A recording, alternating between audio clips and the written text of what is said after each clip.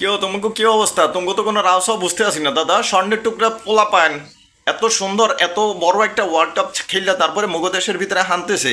তোমাদের কোনো জাকজমক নাই। কই সেই সাতখোলা গাড়িগুলা কই?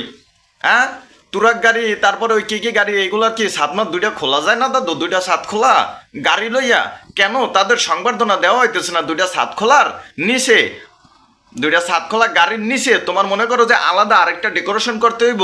ওইটা মনে করো যে ফুটা ফুটা রাখতে হইব। আর নিচে কতগুলা রাসেল ভাইপার, যে ওই যে বিষধর যে সাপগুলা বাইরেছে, ওইগুলা কতগুলা নিচ দিয়ে সাইডে দিয়া তারপরে সাতখোলা বাসের ভিতরে ওগুলো লইয়া পুরা ঢাকা শহরটা মনে করো যে বেড়াইয়া তারপরে মনে করো যে আমরা পিকনিক স্পট কই বানাবো? হাতের জিলে না কোথায় একটা পিকনিক স্পট বানাবো নাকি পাপিয়াপু? আপনি একটা জায়গা বানায় দেন পাপিয়াপু, ঠিক আছে? যে সেইখানে বসে তারপরে হরিণের মাংস থেকে শুরু করে দুম্বা যা আছে এক্সের মনে করেন অগো খাওয়ানো হইব। হ্যাঁ, অগো খাওয়াইয়া বমি করাই হেলাইতে হইব, সোজা কথা। সাতখোলা গাড়ি রেডি করেন অগলে গিয়ে আপনারা। এখনো যে কিল্লে কিরকম খিসমেরি আপনারা আছেন আমরা তো বসতে আছি না দাদু। এত সুন্দরভাবে ওরা এত বড় একটা ফাইট করিয়া তারপরে ম্যাচ হারিয়েছে। হ্যাঁ, এরকম একটা ফাইটিং ম্যাচ আমার তো মনে হয় এই ওয়ার্ল্ড কাপের ভিতরে আপনারা উপভোগ করতে পারেন নাই। সেখানে আমাদের বাংলাদেশ শক্তিশালী আফগানিস্তানের সাথে 116 রানের টার্গেটে যেই ফাইট করে ম্যাচটা হারিয়েছে, এর থেকে আমাদের বড় ওয়ার্ল্ড কাপ পাওয়ার আর কি থাকতে পারে দাদু? এটার নামই তো নেক্সট ওয়ার্ল্ড কাপ। এটার নামই কিন্তু নেক্সট ওয়ার্ল্ড কাপ। আর এক মানে তোরে কি কইতাম, তোর তোর তো কোনো কিছু নাই। তোরে তো আল্লাহ মনে করবি লাজ লজ্জা গিল্লা পর্দা মনে করবি কোনো কিছু আল্লাহ তোর ভিতরে দেয় না। তুই 1,24,000 টাকা বেতন পাস, তো ক্যাপ্টেন হইয়া 1,24,000 টাকা বেতন নেস আমাদের কাছ থেকে। তো তুই তোর প্ল্যান নাকি ছিল যে 3 ওভার মানে 6 ওভার পর্যন্ত ম্যাচের ভিতরে তোরা ছিলি, যখন উইকেট পড়ে গেছে তখন নাকি তোরা তোদের প্ল্যান চেঞ্জ করে ফেলাইছস। তারপরে ম্যাচ জেতার 20 ওভারে 116 রান ম্যাচ জেতার তোরা সেই প্ল্যানে চলে গেছিলি। কিরে মারানির পর তুই তুই তুই তোর তো পরিকল্পনা মন্ত্রণালয়ে আসা উচিত ছিল। তুই এখন আবার ওইখান থেকে 1,24,000 টাকা মাসিক বেতন পাস। তুই এই ক্রিকেট খেলা রাখা তুই দাদু এই পরিকল্পনা মন্ত্রণালয়ে চললে, পরিকল্পনা মন্ত্রণালয়ে চললিয়া তারপরে রোহিঙ্গাদের নিয়ে তুই একটা মনে করবি যে আরেকটা পরিকল্পনা কর।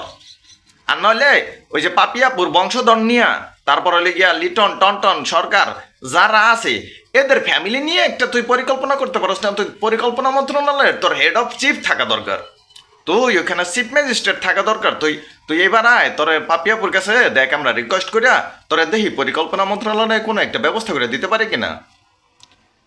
ওগা মারানির পো তরে যে কিতা কইতাম, তরে তরে কি কইতাম, তরে তো কোনো কিছুতেই হারবো না। আমার পালা তোরে মন চাইতেছে মনে করবি মুখ গ্রামে নিয়ে তারপরে রাসেল বাইপার তোর মাথায় তোর কানের ভিতরে তারপরে মনে করবি তোর কানের এই দিক দিয়ে ঢুকাই দিতে হয় মাথাটারে, এই দিক দিয়ে ছাড়িয়ে দিতে আর না তোর নিচে তোর পশ্চাৎ যে জায়গাটা আছে সেইখানে মনে করবি তোর রাইসাল বাইপার দিয়া তারপরে তোর আটকে রাখতে হয় কিছুক্ষণ।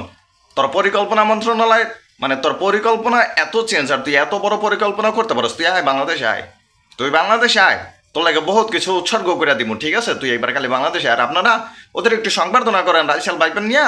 ওই গ্রামে ওই যে কি যেন কয় টাকার লাগে যে কিছু লোক যে একদম জ্যান্ত হাত ধরিয়া তারপরে যে আপনারা ঢাকা শহর চলিয়েছেন, ওইগুলো আপনারা যে জীবিত যত রাসেল বাইপার আছে সব কিছু লইয়া একদম আহেন অগ সংবর্ধনা সাতখোলা বাসের ভিতরে অগ হান রাইয়া নিচে ওই সাপগুলা সাইডে তারপরে ওদের সংবর্ধনা দইয়া আমরা পিকনিক করবো।